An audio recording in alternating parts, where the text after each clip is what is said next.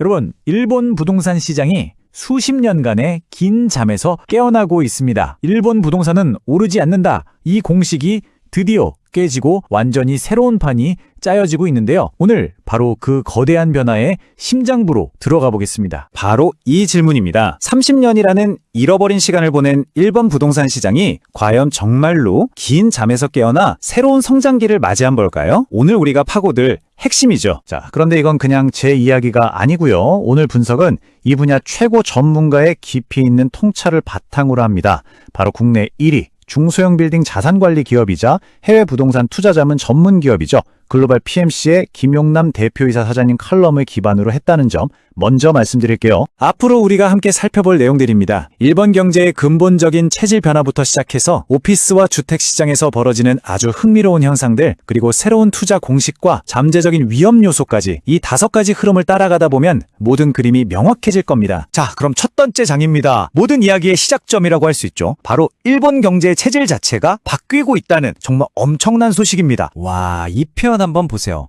지금 상황을 정말 기가 막히게 요약하고 있습니다. 과거 일본 부동산 시장은 그냥 저금리라는 순풍이 불어주는 잔잔한 호수 같았어요. 돈만 올리면 그냥 갔죠. 하지만 지금은 금리라는 물살이 거세지는 거친 강을 거슬러 올라가야 하는 상황이 된 겁니다. 이제 필요한 건 순풍이 아니라 바로 임대료 성장이라는 아주 강력한 엔진이에요. 바로 이 5가지가 일본 부동산이라는 게임의 룰을 통째로 바꾸고 있습니다.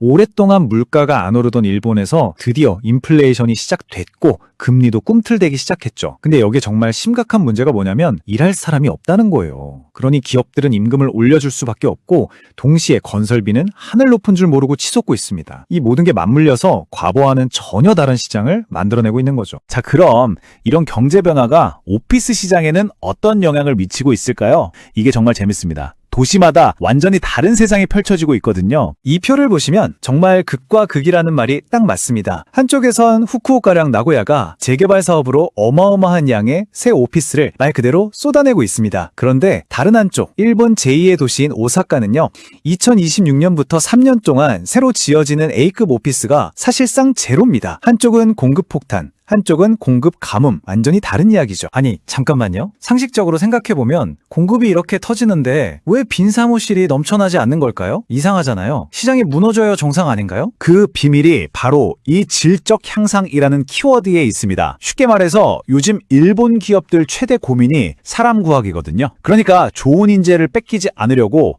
넓고 좁은 사무실에서 벗어나서 우리 회사 이렇게 좋다 보여줄 수 있는 삐까뻔쩍한 새 건물로 이사 가려는 경쟁이 붙은 거예요. 이 비유가 정말 확 와닿죠. 생각해보세요. 동네에 엄청 크고 멋진 쇼핑몰이 딱 들어서면 어떻게 되죠? 오래된 상가에 있던 가게들, 손님들 전부 그리로 쏠리잖아요. 지금 후쿠오카랑 나고야가 딱 그 상황입니다. 새 건물이 쏟아져 나와도 그곳으로 들어가고 싶어하는 기업들이 줄을 서 있으니 빈 사무실이 생길 틈이 없는 거죠. 자, 이제 무대를 옮겨서 세계 최대 도시 도쿄의 주택시장으로 가보겠습니다. 여기서는 또 다른 아주 역설적인 상황이 벌어지고 있습니다. 와, 이 숫자 좀 보세요. 1억 1천만 엔, 우리 돈으로 하면 10억이 그냥 훌쩍 넘어가요. 이게 뭐냐면 도쿄 23구 신축 아파트의 평균 가격입니다. 솔직히 보통 월급 받아서는 이제 꿈도 꾸기 힘든 가격이 되어버린 거죠. 그러다 보니까 아주 재미있는 현상이 나타나는데 바로 밀고 당기기 효과입니다. 한쪽에서는 집값 너무 비싸 하면서 사람들이 매매 시장에서 밀려 나오고 푸시. 다른 한쪽에서는 어차피 집 못 살 거 이왕이면 더 넓고 좋은 데서 월세로 살자 하면서 고급 임대주택이 사람들을 강하게 끌어당기는 풀 거죠. 이걸 이렇게 비유하면 딱 맞아요. 내 집 마련이라는 사다리가 너무 높아져서 이제 올라갈 엄두가 안 나는 거예요. 대신에 그 밑에 고급 월세라는 아주 푹신하고 넓은 안전망이 생긴 거죠. 그러니까 사람들이 에이, 저 힘든 사다리 타느니 그냥 이 편한 안전망에서 살래, 이렇게 되는 겁니다. 특히 돈 잘 버는 맞벌이 부부나 전문직들이 이런 흐름을 주도하고 있어요. 그냥 잠만 자는 집이 아니라 일도 하고 쉬기도 하는 삶의 질을 높여주는 공간을 찾는 거죠. 도쿄의 주거 문화가 완전히 바뀌고 있는 겁니다. 자, 그럼 이렇게 판이 바뀌는 시장에서 우리 투자자들은 어떻게 해야 살아남을 수 있을까요? 제일 중요한 얘기죠. 그래서 어쩌라고에 대한 답을 찾아보겠습니다. 이 그래프 좀 보세요. 시장 규칙이 바뀌었다고 해서 돈이 빠져나가는 게 아닙니다. 오히려 일본 부동산으로 들어오는 투자금이 어마어마하죠. 2025년엔 사상 최고치를 찍었고 2026년에도 이 열기가 꺼지지 않을 거란 전망이에요. 자, 그래서 새로운 필승법은 뭐냐? 딱 3가지로 정리됩니다. 첫째, 이제 싼 이자에 기댈 생각은 버려야 합니다. 무조건 임대료를 꾸준히 잘 올릴 수 있는 힘센 자산을 찾아야 돼요. 둘째, 새로 짓는 건 너무 비싸고 위험해요. 대신에 목 좋은 곳에 있는 낡은 건물을 사서 멋지게 리모델링하는 가치 부가형 전략이 뜨고 있습니다. 그리고 이 모든 걸 가능하게 하는 핵심 동력이 바로 사람 구하기가 너무 힘들다는 거. 기업들이 좋은 인재를 위해서라면 비싼 오피스 임대료도 기꺼이 낸다는 거죠. 자, 그런데요. 이렇게 좋은 얘기만 할 수는 없겠죠. 당연히 리스크도 있습니다. 이 장밋빛 시나리오를 한순간에 무너뜨릴 수 있는 변수들은 뭐가 있을까요? 예를 들면 이런 것들입니다. 일본은행이 생각보다 물가가 너무 오르네? 하면서 금리를 확 올려버린다거나 엔화 가치가 160엔을 넘어서 걷잡을 수 없이 폭락하는 상황.